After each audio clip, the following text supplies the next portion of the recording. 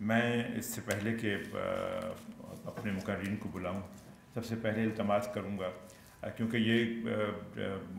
Continue اکادمی ادبیات یہ کر رہی ہے کہ جو اپنے رفتگاں ہیں، افتخار عارف صاحب کا شعر ہے کہ ہم اپنے رفتگاں کو یاد رکھنا چاہتے ہیں، دلوں کو درد سے آباد رکھنا چاہتے ہیں۔ تو اپنے رفتگاں کو ہم نے یہ جو یاد کرنے کی ایک تسلسل اکادمی ادبیات کر رہی ہے، مسلسل ایک ترتیب کے ساتھ، میں سمجھتا ہوں کہ بہت ہی قابل تحسین ہے، اور جس کی پوری داد اکادمی ادبیات کو ان کے چیئرمین جناب یوسف خوش صاحب کو دی جانی چاہیے۔ میں ان سے انتہائی احترام سے التماس کروں گا کہ تشریف لائیں اور ابتدائیہ کے طور پر اپنے گفتگو کا آغاز کریں۔ جناب یوسف خوش صاحب۔ بہت شکریہ محبوب ظفر صاحب، قابل احترام آج کی نشست کی صدارت کرنے والی معزز شخصیت جناب افتخار عارف صاحب، جناب غضنفر مہدی صاحب، ملک فدا الرحمن صاحب، فروخ جمال صاحب، اور اس کے ساتھ ساتھ جو آج کی نشست میں ہمارے مقالہ نگار اور کئی حوالوں سے معتبر شخصیت کے نہ صرف تخلیقی اور تحقیقی حوالے سے بلکہ تنقیدی حوالے سے بھی بڑے اچھے نام آج کی نشست میں ہمارے ساتھ موجود ہیں۔ جناب حمید شاہد صاحب، اختر عثمان صاحب، جناب حسن عباس رضا صاحب، اور اس کے ساتھ ساتھ تھوڑی دیر میں شاید ہمیں جوائن کر لیں ڈاکٹر رویش ندیم، جناب ضیاء الدین نعیم صاحب ہمارے ساتھ ہیں، اور تبسم اخلاق ملیح آبادی صاحبہ شاید تھوڑی دیر میں ہمیں جوائن کر لیں، اور فروخ جمال،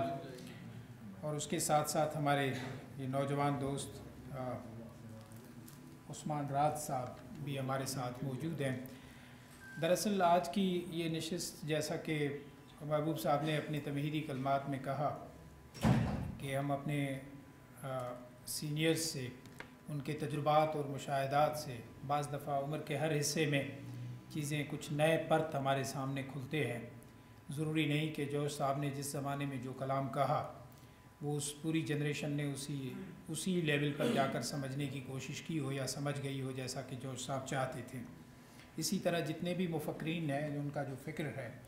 وہ ہمیں اپنے آنے والی نسلوں تک منتقل کرنے کا یہی واحد بہتر ذریعہ ہے کہ ہم سب اکٹھے ہو جائیں، اور اس پر دوبارہ جو ہے وہ گفت و شنید ہونی چاہیے۔ دیکھیے، جوش ملیح آبادی صاحب کے لیے میں تو یہ کہوں گا کہ دو زاویے ادب کے حوالے سے، جس میں شاعری اور نثر، اور وہ دونوں زاویوں میں جو ہے وہ بے مثال تخلیقار کے طور پر ہمارے سامنے آتے ہیں۔ اگر ان کی زندگی کے آغاز سے لے کر اختتام تک اگر ان کی بایوگرافی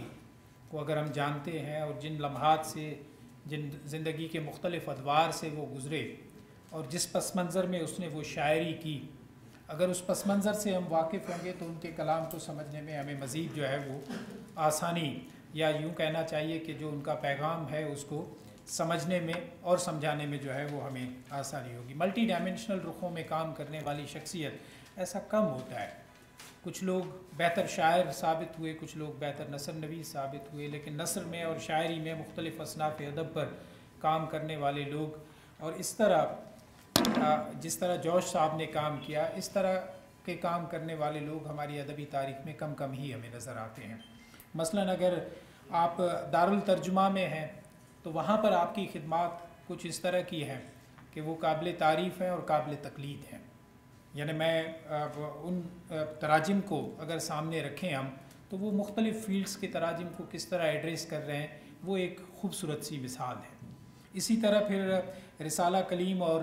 آج کل جو کہ انہوں نے ان کی ادارت سنبھالی، اور بلکہ رسالہ کلیم تو ان کا ہی جو ہے وہ بیبی تھا، بلکہ یوں کہنا چاہیے کہ جو اجرا ہوا اور جس انداز سے انہوں نے اس کو آگے بڑھایا۔ اسی طرح پھر پاکستان میں ان کی آمد ہوتی ہے، اور اسلام آباد میں بطور نگران مطبوعات جو آپ کی خدمات ہیں، تو یہ ضروری ہے کہ ہم ان کے کلام پر تبصرہ کرنے سے پہلے ضروری ہے کہ ان کی بایوگرافی کو تھوڑا سا پڑھ بھی لیں، اور اس کے بعد شاید ان کے فکر کی جو مزید پرتیں ہیں وہ ہمارے لیے جو ہے وہ آسان ہو جاتی ہیں۔ سب سے جو بنیادی پہلو ہے، جو میرا ذاتی خیال ہے، ہو سکتا ہے کہ آپ اس سے ایگری نہ کریں، کہ جوش صاحب نے جب انسانیت کو اپنا موضوع بنایا، वहाँ से वो क्लासिक को छू लेते हैं। और क्लासिक जो है वो हर एक के अख्तियार में भी नहीं और हर एक की मीरास भी नहीं, लिहाजा ये कुदरती तौर पर अल्लाह तबारक ताला किससे क्या काम लेना चाहता है ये तो उसके हाथ में है, लेकिन ज़हनी सलाहियतें जब आपकी उस डायरेक्शन में चल जाएं तो बड़े पैमाने पर आपको जो है वो फीडबैक फ्राम द सोसाइटी आता है। और मेरा ख़्याल है कि आज की नशिस्त भी इसी सिलसिले की खड़ी है कि उन्होंने जब इंसान को एड्रेस किया तो वो इंसान पाकिस्तान और हिंदुस्तान का नहीं बल्कि कुर्रे अर्ज़ का इंसान है। वो किस तरह वहाँ पर जो है वो उनकी खुशियों को और इस सोसाइटी की मज़ीद बेहतरी के लिए जो उनका कंट्रीब्यूशन है उस पर मुख्तलिफ़